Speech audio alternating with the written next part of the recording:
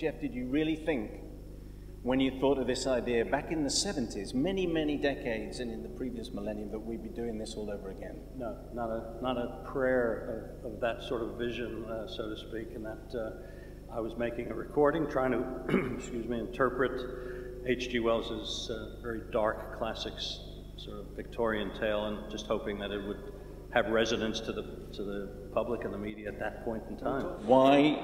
Why did you ask Liam? What made you think of Liam to take on the iconic role? When it came to doing our New Generation recording and show, the story had developed to the point, particularly when you start touring it and mounting it from a recording to a live presentation, there were certain things of the storyline that could be developed and should have been developed.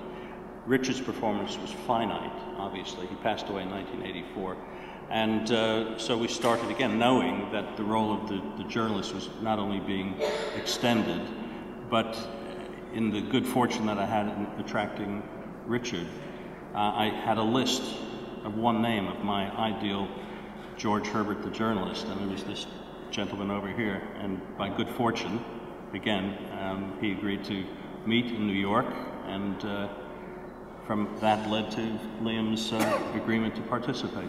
Well, Jeff and Damien had explained, well, I'm not a computer nerd at all. I know nothing about this technological stuff.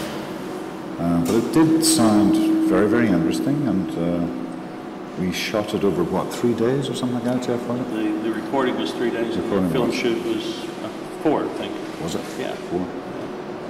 In April of this year. I was just very flattered because, as I say, I had that cassette, and I loved Richard Burton, loved his voice especially. And I was very flattered that Jeff wanted me to do it. So when you set out to, when you filmed your piece though, did you still have Richard's voice in your No, I had to get rid of it, of course, yeah. I had to just focus on the text and listen to Jeff and Mika, the director, and yeah. No, that would have been suicide to just keep thinking of Richard. Yeah. You know? When you're filming for a hologram, when you know how it's going to be shown, do you act differently? Is it exactly the same? I mean, and because you're going to be, your hologram is going to be interacting with live actors, does that make it a more difficult job for you? It didn't really. You know, there was a camera. It was all on green screen, which I'm very, very used to after Star Wars and Clash of the Titans and various films like that. So it's a process I'm very used to, you know. It's been a live show before. It's been a very successful live show before, as we mentioned with the statistics earlier. Do you have to up the game? Well, that's always been the challenge, and I've always wanted to. To me, it's a living work. And when we made the decision to move on to what we're calling this New Generation, the main thread is this journalist, George Herbert, who travels all the way through the story, meeting different characters along the way.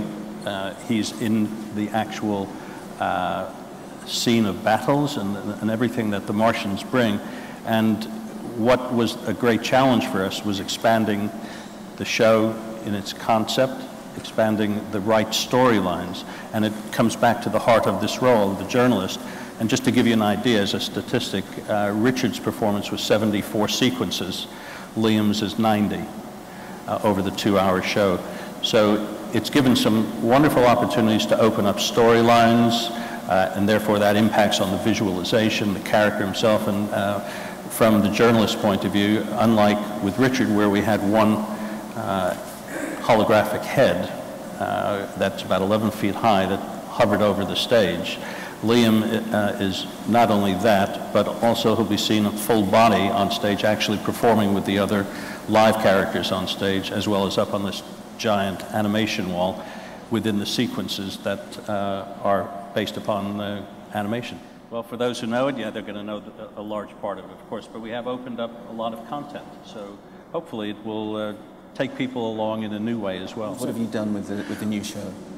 From a musician's point of view, the challenge to me was to not replicate the way I approached producing and arranging the original. It was set in the 70s when disco was king of the dance floor and punk was the sort of revolutionary music of the day. So I've approached it from a musical point of view with how would I have done the same thing now, and that was a good challenge. So We've tightened up the grooves, the atmospheres, without taking away from the main compositions. What can you tell us about, I mentioned this 35-foot-high, 3-ton Martian fighting machine that lands on stage firing real flame heat rays at the audience. Yeah, we don't lose many audiences on each show, so they approved it on that basis. A real flame heat ray which you're going to fire at the audience. Yeah, no, it's actually 5 on its sort of peak. The audience does feel the heat, actually does feel it, but it is totally safe. You're going to be in an arena of 20,000 people, a huge show, and you're going to be projected on this astonishingly huge screen. I mean, you've seen amazing things, but this is another one, isn't it? Yeah, it sure is. Yeah, I'm looking forward to it, I must admit. Is there a standout moment for you in the new show? From a conductor's point of view, as a composer, I'm just thrilled to be up on a podium conducting my own score and involved with so many talented people. It's an amazing collaboration. How new is the hologram technology that you're using for this? As far as we know, what people will be seeing, particularly the full-body performances of Liam, it's the first time in any form of live entertainment where there's interaction between a full-body hologram and live actors around and interacting with that character. Do either of you believe in aliens? No, I don't believe in aliens. I think there's some microcosms of germ life out there somewhere. I don't think it's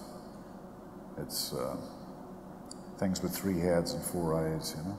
So it does beg the question, Jeff, you know, what are the chances of anything coming from Mars? 1,000,000 to 1. Jeff, you mentioned there's a new album, a new reworking of War of the Worlds. Can you tell us a bit more about that? Sure. I mean, it was an opportunity which really grew from what I was saying before about re-exploring the story. And once we committed to doing that, from a musician's point of view, it's allowed me to move from the production techniques and rhythms of the 70s and the atmospheres into today's world of production. So I think what people will hear is a very tight, modern sound, still set against the combination of classical string orchestrations, other lead sounds.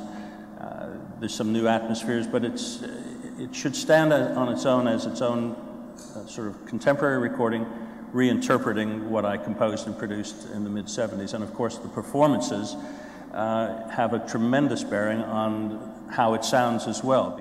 And you say this is it took 25 years for the album to reach the stage. Is that because you wouldn't have been able to do this 10, 15 years ago because of technology involved? Yes, indeed. In fact, when the album first came out, there were a number of opportunities to tour it, mostly as concert renditions. I always, with my dad, felt that this was such a visual piece that it should have more than that. And when we started exploring what way could it be done in live entertainment, it really came back to traditional West End Broadway productions, which are wonderful, but this has got such a large canvas as a story that it seemed right that it should be presented in bigger spaces.